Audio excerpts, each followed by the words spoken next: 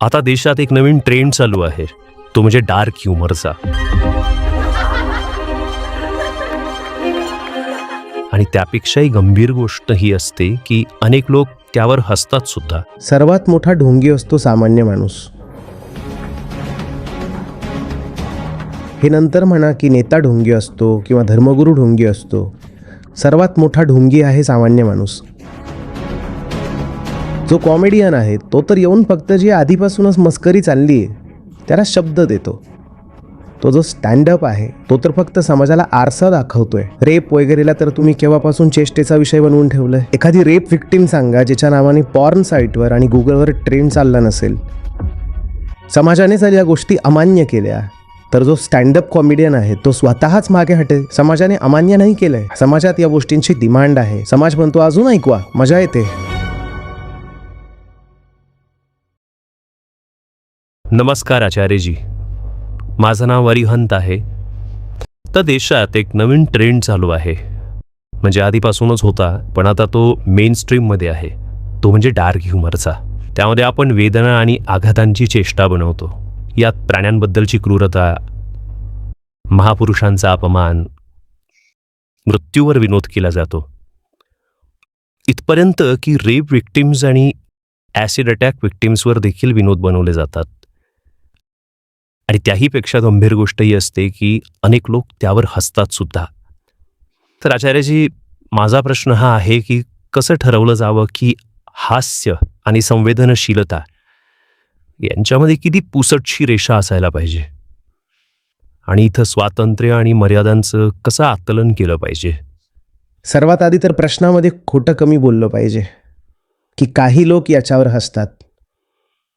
जर काहीच लोक हसत असते तर कोणत्याही स्टँडअपला किंवा कॉमेडियनला काहीच गरज नव्हती की तो डार्क ह्युमरचा धोका पत्करेल.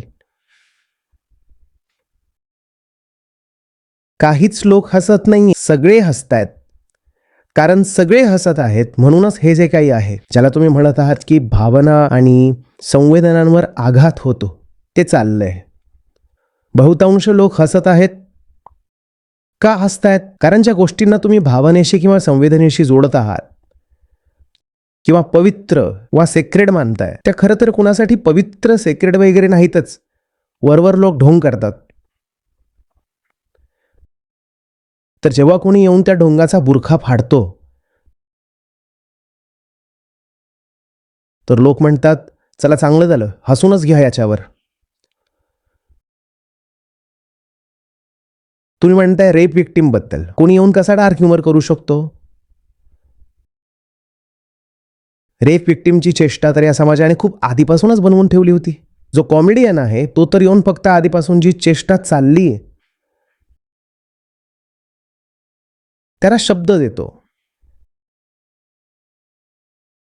एखादी रेप विक्टीम सांगा जिच्या नावाने पॉर्न साईट्सवर आणि गुगलवर ट्रेंड चालला नसेल. उद्या समजा एखाद्या मुलीचं नाव काहीतरी एक्स मानून घ्या, बलात्कार झाला. जशी ही बातमी येईल लगेच हा सर्च एकदम पीकवर पोहोचून जाईल. एक्स रेप लाईव्ह व्हिडिओ किंवा MMS किंवा रेकॉर्डिंग किंवा समथिंग. जो तो स्टँडअप आहे तो तर फक्त समाजात आरसा दाखवतोय. रेप वगैरेला तर तुम्ही केव्हापासून चेष्टेचा विषय बनवून टाकलाय. आणि कोणत्या गोष्टी बोलतात रेपशिवाय? Acid attack victims. Acid attack विक्टिम्सना काय तुम्ही खूप इज्जत देऊन ठेवली आहे? कोणी ॲसिड अटॅक पीडिता असली, लोक तिला नोकरी द्यायला सुद्धा कचरतात. लग्न करणं तर लांबची गोष्ट.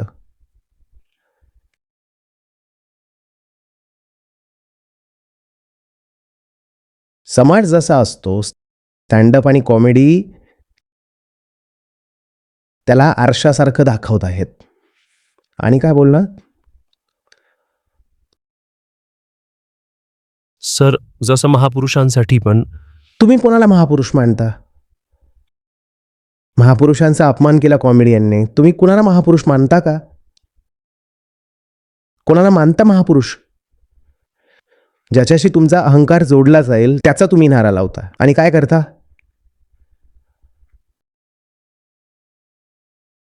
महापुरुष खरं तर जो असतो तो अगदी तुमच्यासारखा नसेल आणि तरी पण तुम्ही त्याची इज्जत करू शकाल.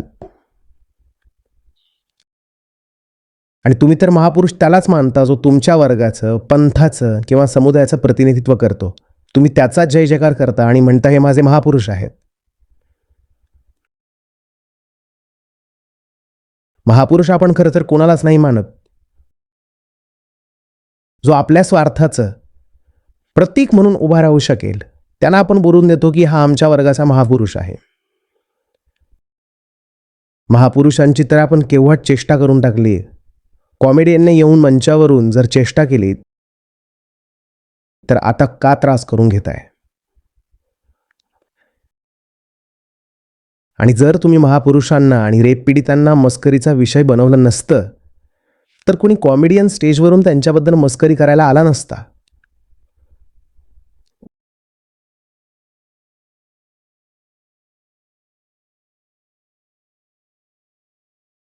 आणि ही गोष्ट आजची नाही आहे. आम्ही लहान होतो, शाळेत होतो, त्या काळात देखील महापुरुषांना सोडून द्या, अवतारांना घेऊन देखील लहान लहान मुलं विनोद ऐकवत असायची.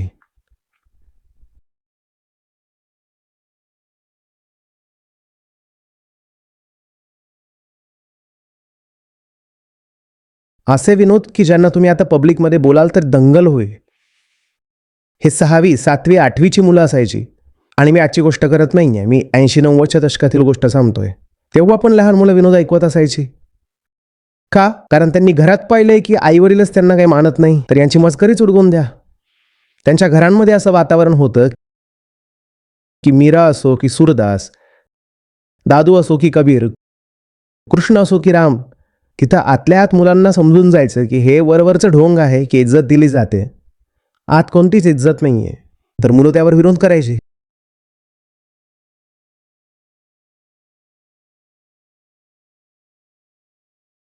दोह्यांना, साख्यांना घेऊन त्यांची पॅरडी बनवली जायची. आणि अशी पॅरडी बनवली जायची की ज्या संतांचा तो दोहा आहे त्याच संतांवर तो भारी पडेल.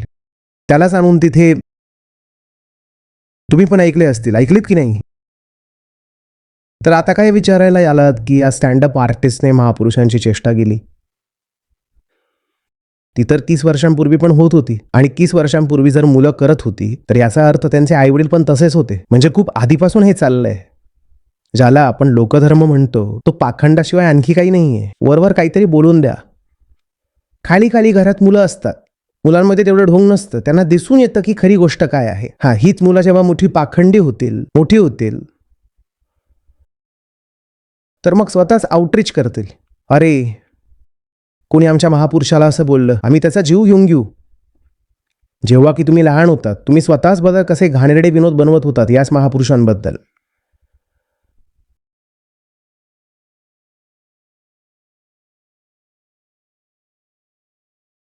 आपण कुणाला महापुरुष नाही मानत. अहंकार स्वतःपेक्षा मोठा कुणाला मानत नाही.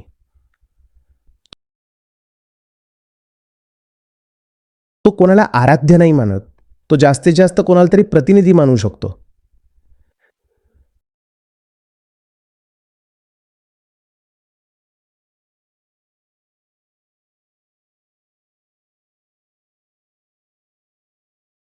नाहीतर विचार करून बघा ना, समाजाने जर या गोष्टी अमान्य केल्या तर जो स्टँडअप कॉमेडियन आहे तो स्वतःच मागे भेटून जाईल. समाजाने अमान्य केलं नाहीये, समाजात या गोष्टीची डिमांड आहे. समाज म्हणतो अजून ऐकवा, मजा येते, तर तो ऐकवतो तिथून. आणि कोणते लोक मजा घेत असतात.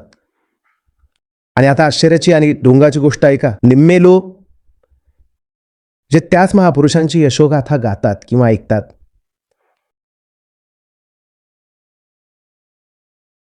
आणि संतांची भजनं करतात, त्यांनाच तुम्ही जाऊन हा डार्क ह्युमर ऐकून द्या महापुरुषांवर आणि संतांवर, तर ते मोठ्याने खळखळून टाळी मारून हसतील. एकच माणूस दोन्ही कामं करून जाईल.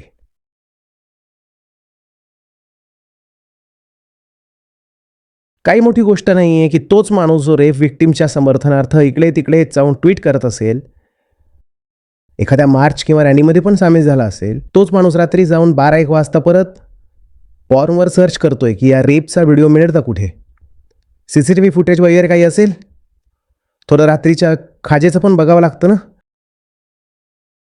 अगदी असं शक्य आहे. सर्वात मोठा ढोंगी असतो सामान्य माणूस. नंतर म्हणा की नेता पाखंडी असतो किंवा धर्मगुरू पाखंडी असतो, सर्वात मोठा ढोंगी असतो सामान्य माणूस. आणि सामान्य माणूस ढोंगी नसेल तर तो आपले नेते का ढोंगी निवडेल? सामान्य माणूस ढोंगी नसेल तर तो का ढोंगी धर्मगुरूंच्या दरबारात हजेरी लावेल?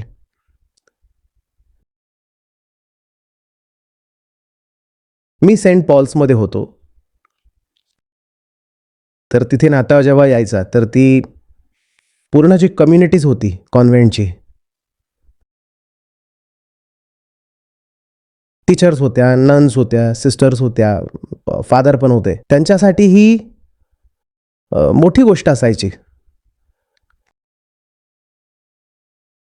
त्या ख्रिसमसच्या आधी 2-3 मुलं पकडली गेली, ती 6वी 8वीची असावीत किंवा कदाचित अजून खालच्या वर्गातली असतील. ती जाऊन टॉयलेट्समध्ये जीसस आणि मॅरीवर लिमरिक्स बनवत होती, काही अभद्र अश्लील लिहित होती. तर कुणाला बोलवण्यात आलं? त्यांच्या पेरेंट्सला बोलवण्यात आलं. त्यांच्या घरात असं वातावरण असेल ना. तुम्ही कोणालाही मोठं मानता कुठे? आणि इथे हे पण म्हणू नका की ती मुलं हिंदू होती, तर चला त्यांनी ख्रिश्चन धर्मावर काही अश्लील टिप्पणी केली असेल. बहुतांश तर जी हिंदू मुलं असतात ती हिंदू संतांवर आणि महापुरुषांवरच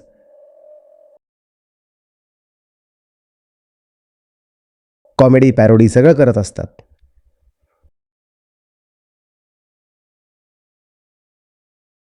कुठून मिळतंय त्यांना हे सगळं? हे सगळं त्यांना परंपरेतूनच मिळतंय. मुलांचे पालक बोलवले गेले ते शाळेत. घरातच होत असेल, परंपराच अशी आहे.